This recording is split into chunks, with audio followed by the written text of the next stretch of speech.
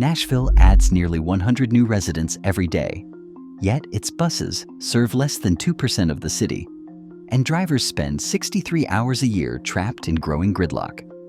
Behind the boom is a system stuck in the past, choked by outdated zoning, defeated funding, and rising costs that drain over $1,000 from each commuter.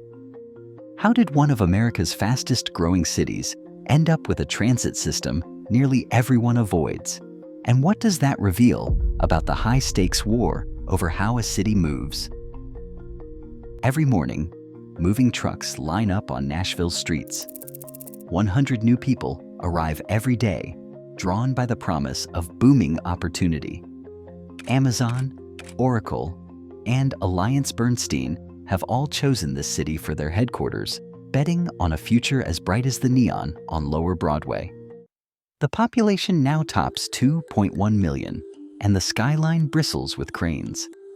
Yet for all the growth, the city's main bus system, WeGo, serves just 30,000 riders each day, less than 2% of all residents. Most newcomers step off the plane and go straight into a car, because in Nashville, public transit is not just underused, it is nearly invisible. While other cities with this kind of corporate surge and population spike have seen bus and rail ridership soar, here the numbers barely budge. The gap between the city's explosive growth and its stagnant transit use is not just wide, it is almost impossible to ignore.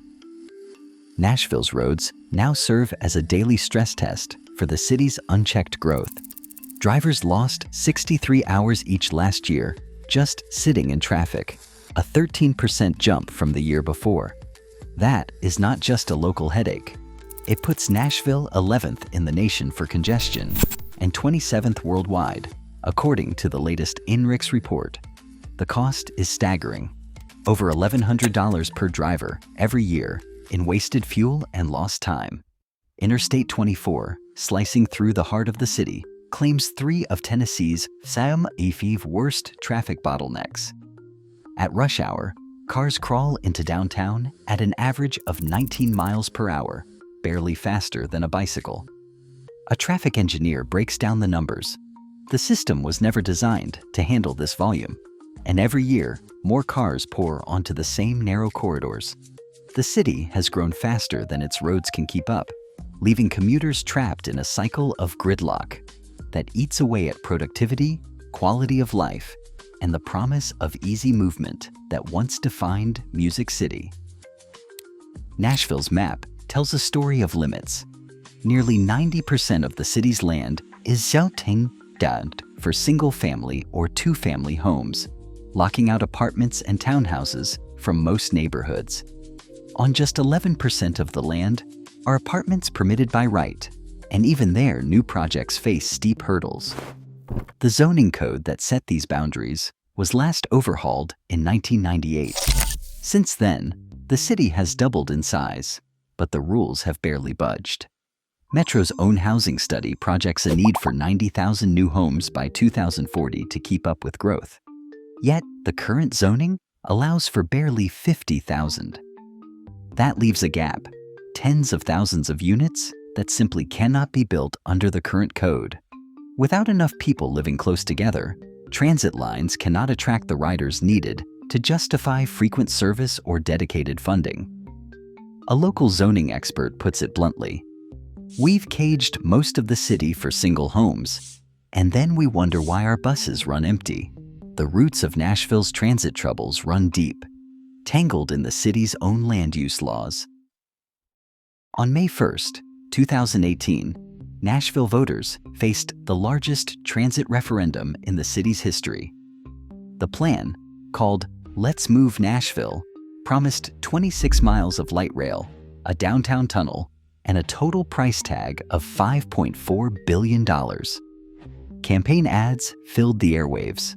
Some touted relief from gridlock, others warned of runaway taxes and empty trains. Americans for Prosperity, a national conservative group, poured money into attack ads, calling the proposal a boondoggle, and fueling skepticism about its cost and complexity. Opponents painted light rail as a waste, irrelevant to most neighborhoods, disruptive to businesses, and a threat to property values. Meanwhile, supporters struggled to explain the technical details, and the plan's focus on light rail left bus riders and many Black communities feeling ignored. In North Nashville, a longtime community leader recalls being left out of the conversation entirely. They wanted our votes, but not our voices. When the ballots were counted, the result was not close. 64% voted no. The defeat left a deep scar, draining public trust and convincing many that big transit plans were doomed before they even began. In the fall of 2024, Nashville voters did something few thought possible after the bruising defeat 6 years earlier. 66% said yes to a new plan, one that promised a different approach and a different price tag. The Choose How You Move initiative, crafted by Mayor Freddie O'Connell, traded light rail dreams for practical fixes. It pledged 86 miles of new sidewalks, nearly 600 smart traffic signals, and a network of bus rapid transit corridors. Funding would come from a half-cent sales tax increase, about $70 a year for the median household. The ballot language was clear and direct, a sharp contrast to the technical jargon of the past. But even before the ink dried, opponents filed suit. The Committee to Stop an Unfair Tax claimed the measure was unconstitutional and tried to block the new sales tax in court. For months, the fate of the plan hung in the balance. The city faced a legal challenge that threatened to undo the vote. In April 2025, the Tennessee Appeals Court sided with the city, clearing the last legal hurdle. A legal analyst described the ruling as a turning point, saying this was more than a tax case, it was a mandate for action. Yet the plan's 15-year timeline means the most visible changes, like dedicated bus lanes, are still years away. For now, the city has funding and a roadmap, but the clock is ticking, and Nashville's traffic and safety crises remain unsolved. 47 people died while walking Nashville's streets in 2022, the highest toll the city has ever recorded. On paper, it looks like a public safety statistic.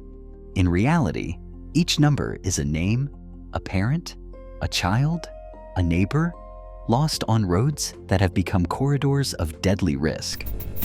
Nashville now ranks as the second most dangerous city in America for pedestrians. The pattern is disturbingly clear. 60% of these deaths happened on just 2% of the city's roads. Murfreesboro Pike, Dickerson Pike, and Gallatin Pike cut through neighborhoods like high-speed rivers, lined with strip malls and bus stops, but often missing basic sidewalks or safe crossings. At night, poor lighting and traffic moving well above the speed limit turn a simple walk home into a gamble.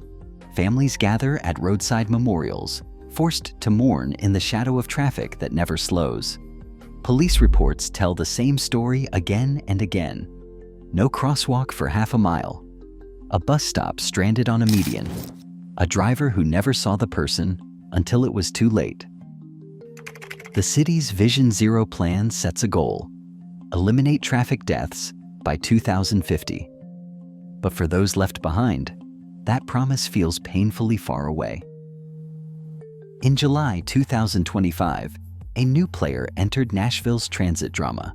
The Boring Company, led by Elon Musk, announced the Music City Loop, a new 10-mile underground tunnel linking downtown to the airport.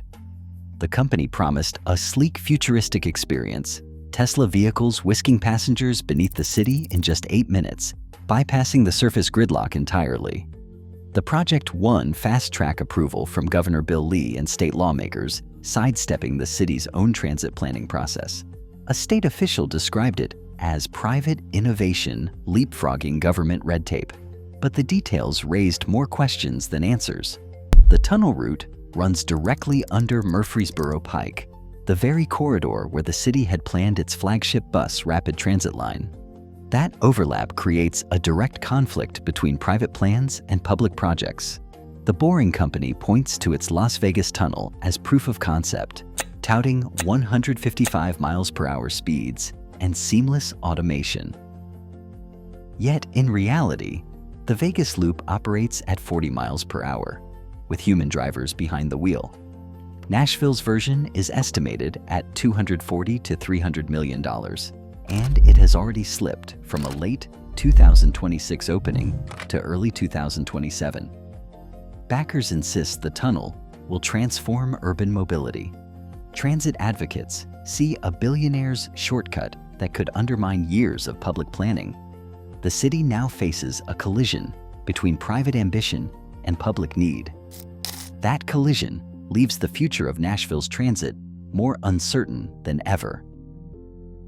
Right now, Nashville's population grows faster than its solutions. Even as billion-dollar projects break ground, most residents still wait on crowded roads, in risky crosswalks, for buses that rarely come. How a city moves isn't just logistics, it's a choice about who gets to belong. What would you choose?